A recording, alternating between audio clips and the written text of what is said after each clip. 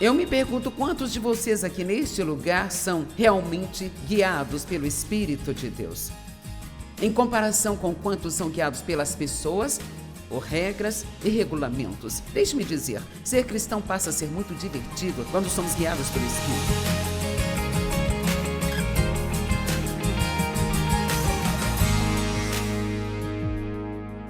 Agora vamos avançar para Gálatas capítulo 5, versículo 1. E Paulo diz, porque para a liberdade Cristo nos libertou. Portanto, permaneçam firmes e não se submetam ao jugo de escravidão no qual estiveram uma vez. Vejam, eles descobriram a liberdade em Cristo. Quantos de vocês aqui ficaram muito felizes quando receberam a Cristo? Você se lembra daqueles dias tão incríveis, até que alguém veio e começou a sobrecarregá-lo com regras? Você era tão feliz até que as pessoas começaram a dizer o que você tinha que fazer. Você orava 5 minutos de manhã e você se conectava com Deus e você estava tão feliz com seus 5 minutos de manhã até que a irmã super cristã na igreja convida você para o café da manhã e ela menciona no café da manhã que ela ora por 3 horas todos os dias. Então ela pergunta, por quanto tempo você ora? Você se sente tão pequena? Quando você estava tão feliz com seus 5 minutos, até se achando incrível, agora de repente você se sente culpada. E então você vai para casa e tenta fazer o que ela faz, mas isso não vai fazer nada além de torná-la miserável. E é o que acontece com as pessoas. Elas recebem a Cristo e tudo é maravilhoso, é simplesmente tão incrível. E então você começa a aprender todas as regras, regulamentos que sua igreja em particular ensina. E se você não cumpri-las, você não pode apreciar seu relacionamento com Deus. Tem alguém aqui que gostaria de passar um tempo com Deus e apenas apreciá-lo? E não ter que se sentir culpado o tempo todo? E quem sabia, foi para você ter isso que Jesus morreu. Então, aquelas pessoas estavam tão empolgadas, sabe? Elas tinham sido adoradoras de ídolos e agora descobriram que não precisavam disso, poderiam ser salvas pela graça. Mas aqueles judaizantes trabalhavam para tentar levá-las de volta para a lei. Eu posso te garantir que o diabo vai trabalhar de todas as maneiras que ele puder trabalhar para tentar trazer você de volta para debaixo de algum tipo de lei, sabendo que você não pode cumpri-la, para que você se sinta culpado. Sentir-nos culpados e condenados é um dos nossos maiores problemas, é uma das nossas maiores questões. Então, ele disse, porque para a liberdade Cristo nos libertou, portanto permaneçam firmes e não se submetam a um jugo de escravidão no qual vocês estavam antes. Eu digo, nós ganhamos uma liberdade e temos que manter esta liberdade. Então, do que quer que você tenha sido liberto, se você não permanecer firme nesta liberdade, o diabo vai entrar e vai tentar tirar isso de você. Você já se viu começando a retroceder para as coisas das quais você estava livre delas? Veja, isto é o que você precisa dizer. Não, não, diabo, você não vai me arrastar de volta para isso novamente. De vez em quando eu me vejo em uma situação assim, então eu fico tão grata quando Deus me mostra o que eu estou fazendo, porque posso dizer, não, eu não vou voltar para este lugar, eu já estive ali, não vou voltar novamente. Então diz aqui no versículo 6, porque em Cristo Jesus nem a circuncisão nem a incircuncisão tem efeito algum, mas sim a fé que atua pelo amor. Veja, há muitas coisas no Antigo Testamento que são tipos e sombra do que fazemos hoje em dia. Eles realmente tinham que passar pelo processo de circuncidar os bebês do sexo masculino como sinal de que eram obedientes a Deus, que estavam em uma aliança com Ele. Mas agora, nós não precisamos mais disso. O que Deus quer é um coração circuncidado. O que Ele quer é que nós não andemos na carne, mas que sejamos guiados pelo Espírito de Deus. Eu me pergunto, quantos de vocês neste lugar são realmente guiados pelo Espírito de Deus? Em comparação com quantos são guiados pelas pessoas, por regras e regulamentos. Deixe-me dizer, ser cristão passa a ser muito divertido quando somos guiados pelo Espírito. Amém? Coisas que as pessoas fazem, por exemplo, quando fazem boas ações, você nunca sentiu como se agora Deus devesse algo para você? Veja, quando você tem uma luta ou algo acontece na nossa vida que não é bom, se você se pega dizendo, bem, como isso aconteceu comigo, Deus, eu vou à igreja toda semana? Não é possível, eu oro todos os dias, meu Deus. Como isso poderia me acontecer, meu Deus? Eu dou meus dízimos todas as vezes. Então, basicamente, esta é uma pista de que estamos fazendo isso pela razão errada. Não estamos fazendo porque nós amamos a Deus, nós estamos fazendo para ganhar pontos com Deus. Então, Ele nos deve. Sabe, Deus não me deve coisa alguma, porque eu passei 42 anos pregando a palavra dele e estudando. Eu dediquei minha vida a isso por 42 anos, mas quer saber, é um privilégio, ele não me deve nada por causa disso. E se alguma coisa acontecer na minha família que eu não entenda, a pior coisa que eu poderia dizer é: Deus, como você pode deixar isso acontecer depois de todos os anos que eu te servi? Então eu não estava servindo a ele pela razão certa. Eu estava servindo a ele para receber algo dele. Além disso, se você faz as coisas, se você faz boas obras para impressionar as pessoas, então isso é um problema. Vamos olhar o capítulo 6 de Mateus por um minuto aqui.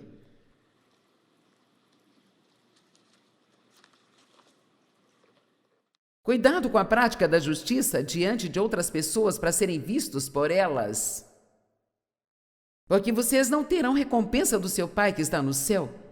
Quando derem aos necessitados, não soem trombetas diante de vocês, como os hipócritas fazem nas sinagogas e nas ruas, para que possam ser louvados por outros, pois eu lhes digo que eles já receberam sua recompensa. Mas quando derem ao necessitado, não deixe sua mão esquerda saber o que a direita está fazendo, para que vocês estejam dando em segredo, e seu Pai que vem em secreto te recompensará em aberto. É muito difícil para nós impedir que nossas bocas falem sobre as coisas boas que nós fazemos. Nós queremos um pouco de crédito, sabe? Vou contar uma história minha. E eu me peguei fazendo isso na última semana.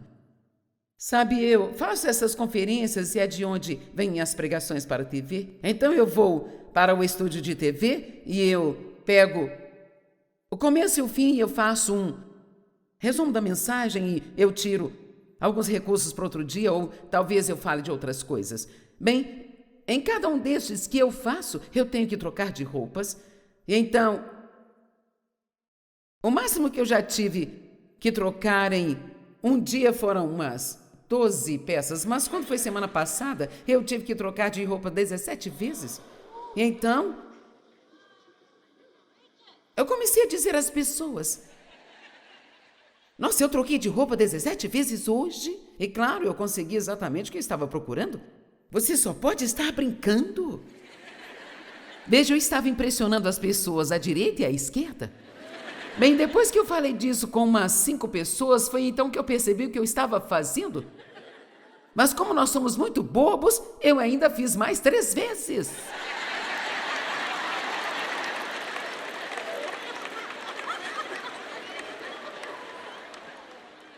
Quero dizer, você pode orar 1 hora todas as manhãs por 10 anos e manter sua boca fechada só entre você e Deus?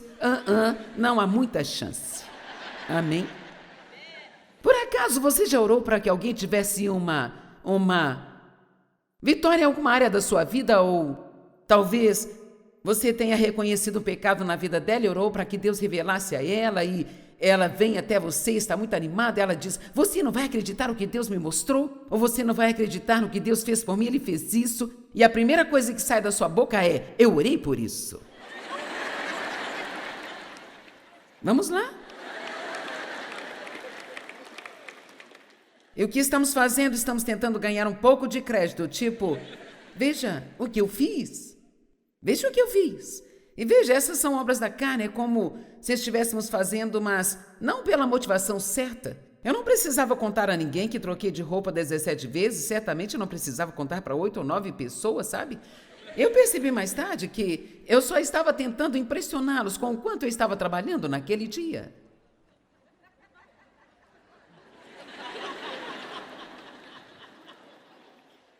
O que nós fazemos secretamente para o Senhor, Ele nos recompensará em aberto. Mas se recebermos o nosso crédito de outras pessoas, nós perderemos a recompensa que o próprio Deus quer nos dar. Alguns de vocês que me ouvem muito, talvez já tenham escutado essa história e você vai querer gritar quando eu contar novamente, mas elas ainda trazem bons resultados. Eu costumava usar um daqueles grandes broches de strass escritos Jesus. Você se lembra? Você teve algum? Sabe? Olhe para mim, eu sou cristã. E eu estava na manicure fazendo as minhas unhas um dia e era um salão pequeno, só com 2 moças trabalhando ali, sabe?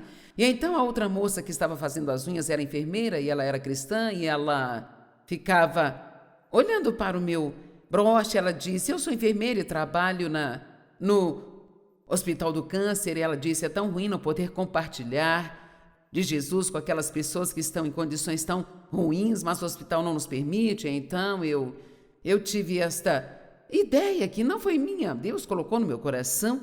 Por que você não lhe dá o broche? Diz a ela que mesmo não dizendo nada, apenas o nome de Jesus vai abençoar as pessoas e, portanto, ela pode usar com seu uniforme para abençoá-las. Mas eu senti que ele queria que eu fizesse isso em segredo, sem fazer nenhum alarde. Basta fazê-lo em segredo. E eu não sabia como ia fazer isso, mas de repente a garota que estava fazendo as minhas unhas se levantou e disse: eu tenho que ir à loja ao lado e pegar alguns produtos que acabaram. Então nós ficamos sozinhas no salão, portanto eu sabia que Deus havia aberto uma porta para que eu pudesse fazer aquilo em segredo. Mas eu sentei ali, a minha carne debatendo com o meu espírito. Vamos, a sua carne já debateu com seu espírito? Já? Você sabe bem aqui o que você deve fazer, mas a sua carne quer só um pouquinho, apenas um tiquinho de crédito. Por favor, me admire só um pouco e me diga o quão boa eu sou. Vamos lá. E então, com certeza, eu fiquei esperando até que a moça voltasse. E depois eu fiz a minha exibição, tirei o broche e disse: Deus colocou no meu coração. Somos tão espirituais, não é mesmo, gente? Deus colocou no meu coração para te dar isso e te dizer que se você usá-lo no seu uniforme, só o nome de Jesus vai abençoar aquelas pessoas. E com certeza elas ficaram impressionadas. Oh, isso é tão... Oh, você é tão boa! Você é tão generosa! E eu paguei a conta, me levantei e Deus disse para mim: espero que tenha gostado, é só que você vai ganhar.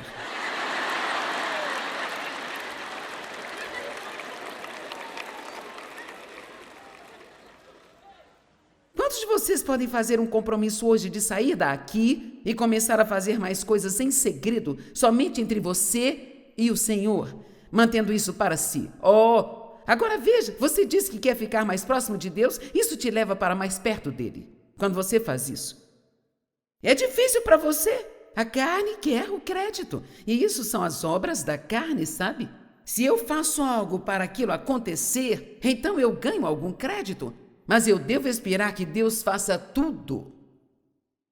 E então Deus recebe o crédito. E então tudo o que Paulo está tentando ensinar a estas pessoas é que você foi liberto da lei, você não tem mais que viver debaixo da lei. Agora você é guiado pelos incentivos do Espírito Santo. Você pode ser conduzido pelo Espírito e não conduzido pela lei. E eu estou te dizendo, você pode ser guiado pelo Espírito Santo, mas se você for fazer isso, provavelmente haverá um pouco de julgamento, um pouco de crítica, porque você nem sempre vai fazer o que todo mundo está fazendo. Quando todos os seus amigos forem à reunião de oração de manhã, você não pode se sentir levado a fazer isso.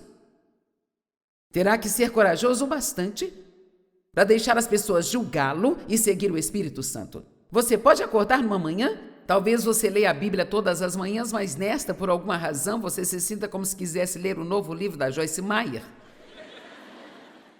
Isso vai ser muito bom a propósito. Você realmente quer isso? E então, aquele demônio legalista vai aparecer. Bem, você não pode. Você deve ler sua Bíblia.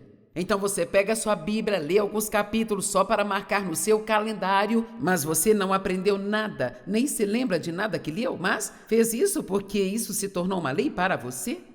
Você teve medo de ser guiado pelo Espírito e apenas seguir adiante, fazer o que sentiu que Deus queria que fizesse? E não há como dizer o que você aprenderia, a vitória que teria recebido se tivesse seguido a liderança de Deus. Estão comigo, sabem do que eu estou falando? Nós não temos medo de fazer isso às vezes. Nós temos medo de seguir esta liderança. Agora, Paulo nos ensina sobre a liberdade, mas também lá em Gálatas 5, ele começa a compartilhar com eles de maneira muito forte que ser livre, quero que você ouça isso, porque temos muito disso hoje. Ser livre não significa que você pode fazer qualquer coisa que quiser fazer a qualquer momento. Há uma nova lei debaixo da qual vivemos hoje, chamada lei da liberdade, mas na verdade é a lei do amor. Então Paulo disse: nunca deixe que a sua liberdade ou algo do que você foi liberto seja tropeço para outra pessoa, que seja escândalo para ela.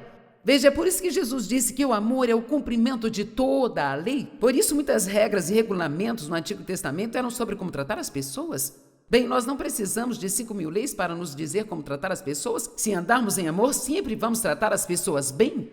Nós seremos bons para elas, sempre seremos gentis com elas. E assim, muitos pecados serão eliminados da nossa vida se apenas focarmos em caminhar em amor e seguir a liderança do Espírito Santo, em vez da forma como éramos sobre isso no passado. Eu vou te contar a verdade.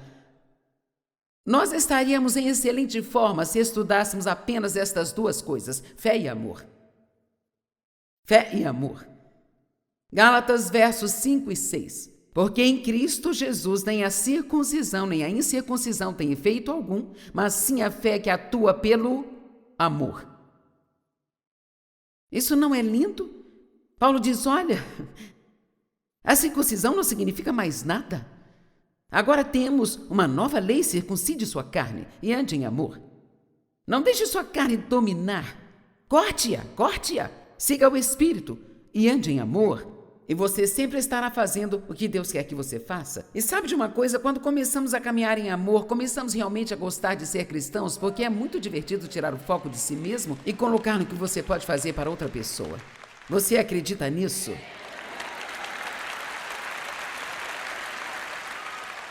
Veja em Gálatas 5, 13 a 15, ele diz: porque vocês foram chamados à liberdade, irmãos. Só não use a sua liberdade como oportunidade para a carne. Mas em amor vocês devem servir uns aos outros. Agora eu realmente me irrito com pessoas que estão vivendo estilos de vida desleixados, dizendo que são livres para isso e que estão cobertas pela graça. Deixe-me dizer algo: a graça não nos chama para vivermos vidas desleixadas e safar-nos, ela realmente nos chama para uma caminhada mais alta do que a lei. A lei nos diz: não cometa adultério, mas Jesus diz que se você tão somente pensar em uma mulher com luxúria, você já cometeu adultério no seu coração. Então não pense que ser um cristão no Novo Testamento é como um pequeno e fácil passeio. Se você quer ser totalmente comprometido, veja, debaixo da lei eles eram ensinados a dizimar 10%. Bem, Paulo usou a palavra generoso. Sabe o que a palavra generoso significa? Fazer mais do que é necessário. Mas então eles tinham que dar 10% e nos foi dito para sermos generosos. E generoso não significa na hora de dar a oferta, você abre a carteira e você tira a nota de 1, tira de 5, tira de 10, tira de 50 e tira de 100 e você acaba escolhendo a de 1.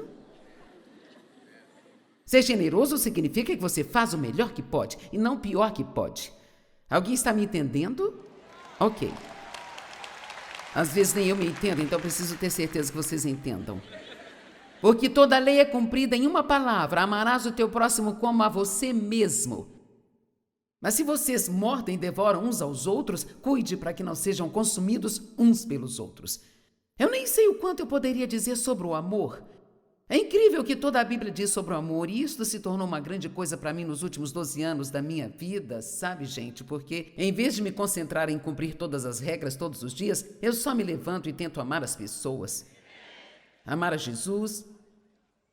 Me amar, sim, eu disse, amar a mim mesma. Você precisa ser o seu melhor aliado, o seu melhor amigo. Não seja contra si mesmo. Se você não se ama, você não pode amar a mais ninguém. Vamos a alguns dos seus maiores problemas hoje. De todos os problemas que você acha que tem, o seu maior problema é que você não gosta de si mesmo. Isso é um problema porque você é uma pessoa da qual nunca vai se livrar.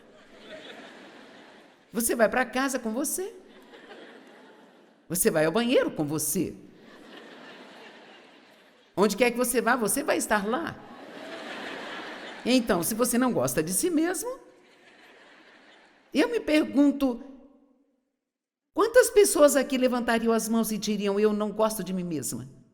Alguém vai admitir? Bem, olhe. Oh, querida, eu preciso que você fique depois da aula. Tudo bem, agora que direito você tem de ser contra si mesmo quando Jesus morreu para te salvar? Quando ele te amou tanto que ele morreu aquela morte tão dolorosa por você. Que direito você tem de ser contra si mesmo? Quantos creem que você foi chamado para amar outras pessoas? Bem, um de vocês disse com certeza, bem, adivinha, você não pode fazer isso se não se amar. E eu não estou falando de forma autocentrada e egoísta, eu estou falando de maneira saudável e equilibrada. Eu só posso me amar porque Deus me ama, e se Ele, sendo perfeito, pode me amar, então certamente eu posso receber esse amor e deixar que esse amor flua através de mim para outras pessoas. Não seja contra si mesmo, vamos lá, dê um abraço em si mesmo ou algo assim.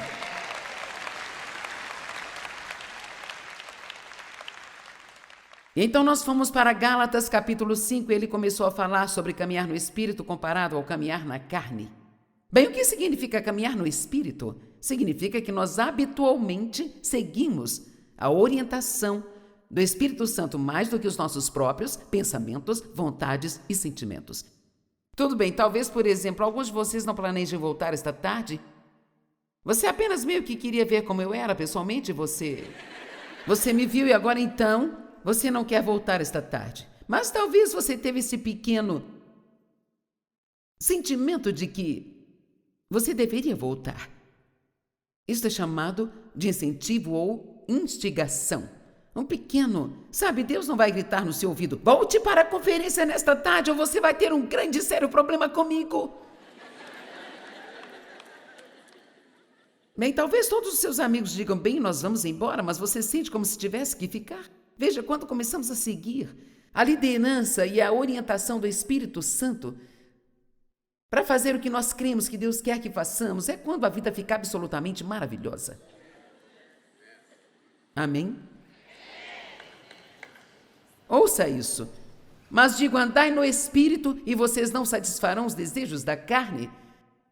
Porque os desejos da carne, isto é Gálatas 5, 16, 26... Porque os desejos da carne são contra o Espírito, os desejos do Espírito são contra a carne, porque eles se opõem um ao outro para lhes impedir de fazer o que realmente desejam. Mas se vocês são guiados pelo Espírito, vocês não estão debaixo da lei. Isso aqui é o que eu quero que vejam. As obras da carne são evidentes. Imoralidade sexual, impureza, sensualidade, idolatria, feitiçaria, que é o mesmo que bruxaria, feitiçarias, inimizade, contendas, inveja. É isso que eu quero que você comece a ver. Que o ciúme, a ira e a inveja, elas estão na mesma lista que a feitiçaria e a bruxaria. Porfias, divisões. Versículo 21, inveja, bebedeiras, orgias. Então, nós achamos que uma orgia seria muito pior do que a inveja.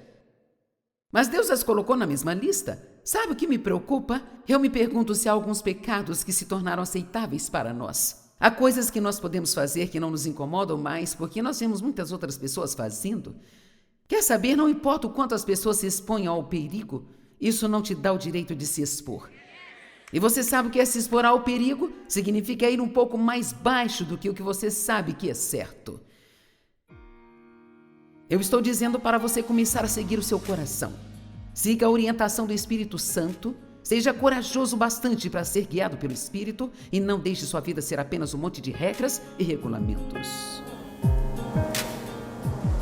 Deus ama você incondicionalmente e Ele quer sempre o melhor para você. Quando você o segue, Ele nunca vai te deixar perdido. O que você assistiu hoje faz parte de uma série completa sobre o livro de Gálatas.